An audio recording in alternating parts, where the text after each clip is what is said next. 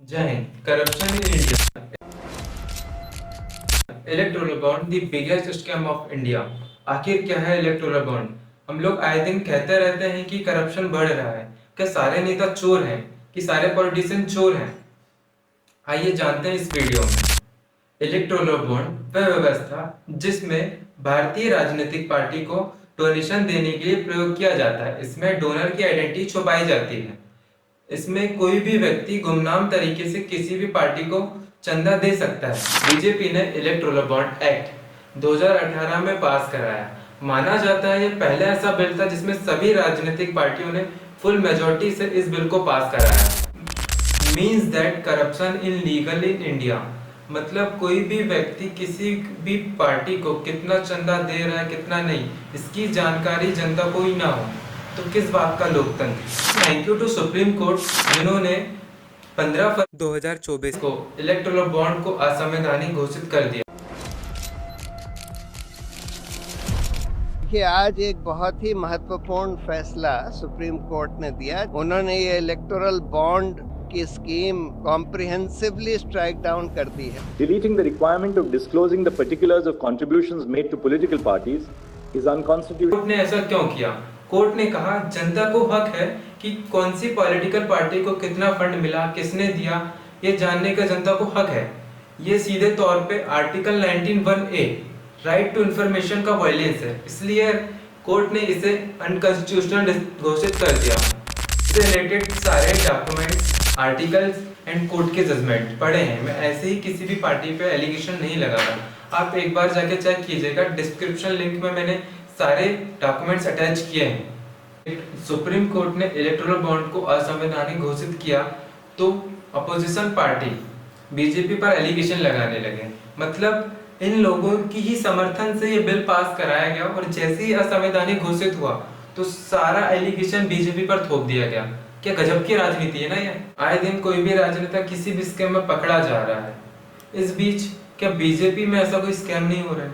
क्या बीजेपी एक अच्छी पार्टी है? आइए जानते हैं। एक कंपनी है नवा युग इंजीनियरिंग जिसने बीजेपी को 55 करोड़ का डोनेशन दिया और सरकार ने उसे उत्तरकाशी टनल का कॉन्ट्रैक्ट भी दिया, पर नवा युवा इंजीनियरिंग ने इतने घटिया क्वालिटी का मटेरियल यूज किया कि कुछ ही सालों में वो टनल गिर गया। इसी पर कांग्रेस ने एलिगेशन लगाया कि इलेक्टोरल बॉन्ड एक प्रकार से चंदा दो धंधा लो वाली स्कीम। चंदा दो धंधा लो, ये तो पहला सबसे बड़ा सबसे महत्वपूर्ण रास्ता है। चंदा दो धंधा लो। इलेक्टोरल बॉन्ड एक प्रकार से चंदा दो धंधा लो वाली स्कीम है। ऐसी बहुत सी कंपनियां हैं जिसमें बीजेपी को डोनेशन मिला और बीजेपी ने उन्हें कॉन्ट्रैक्ट दिलाया। भारतीय जनता पार्टी को अप्रोक्सीमेटली 6,000 करोड़ के बॉन्ड मिले हैं। टोटल बॉन्ड 20,000 करोड़ के हैं, तो 14,000 करोड़ के बॉन्ड कहां गए? According to PCI report electoral bond total 12,000 crore के थे, जिसमें बीजेपी को 6,000 करोड़ का चंदा मिला, टीएमसी को 1,600 करोड़ का चंदा मिला, कांग्रेस को 1,400 करोड़ का चंदा मिला, भारतीय राष्ट्र समिति को 1,200 करोड़ का चंदा मिला, बिज्जू जनता दल को 700 करोड़ का चंदा मिला, डीएमके को 600 करोड़ का चंदा मिला, वाईएसआर कांग्रेस को 300 करोड़ का चंदा मिला, टीडीपी को 200 करोड़ का चंदा मिला, शिवसेना को 150 करोड़ का चंदा मिला।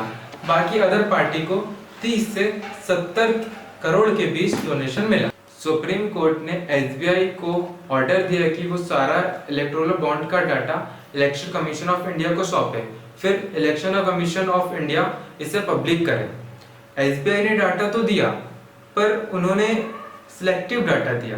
फिर पुनः सुप्रीम कोर्ट ने एसबीआई को बोला कि आप इस तरह से सिलेक्टिव डाटा नहीं दे सकते। 2017 में अरुण जेटली ने कहा था कि किस व्यक्ति ने किस पार्टी को कितना डोनेशन दिया है ये स्पष्ट नहीं हो सकता।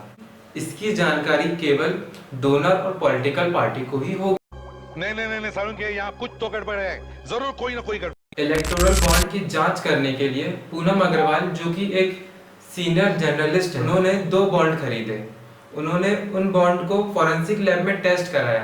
टेस्ट कराने में पता चला कि उसमें एक सीरियल नंबर है जिसे UAN कहा जाता है, unique alpha numeric number.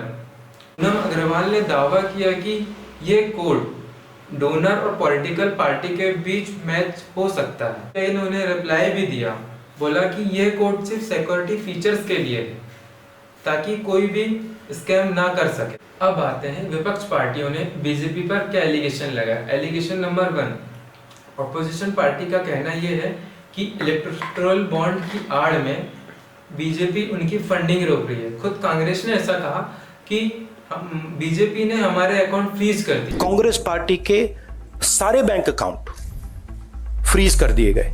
Number 2, electoral bond के जरिए बीजेपी ब्लैक मनी को बढ़ावा दे रही है और कंपनियों को धमकाया जा रहा है। अगर कंपनी उन्हें फंड नहीं देती है तो उनके पीछे ईडी और सीबीआई पड़ जाएगी। ये तो थे अपोजिशन पार्टी के एलिगेशन। बीजेपी ने कफन तक में जीएसटी लगा रखी है, लेकिन इलेक्टोरल बॉन्ड में 100% टैक्स फ्री कर दिया। मतलब बहुत गजब की सरकार है यार। जो शहीद होते हैं उनके कफन तक में ये जीएसटी लगा रही है। देश में सिर्फ बीजेपी ही नहीं, बहुत सी पार्टी जनता का पैसा लेकर सिर्फ अपनी तिजोरियां भर रही हैं।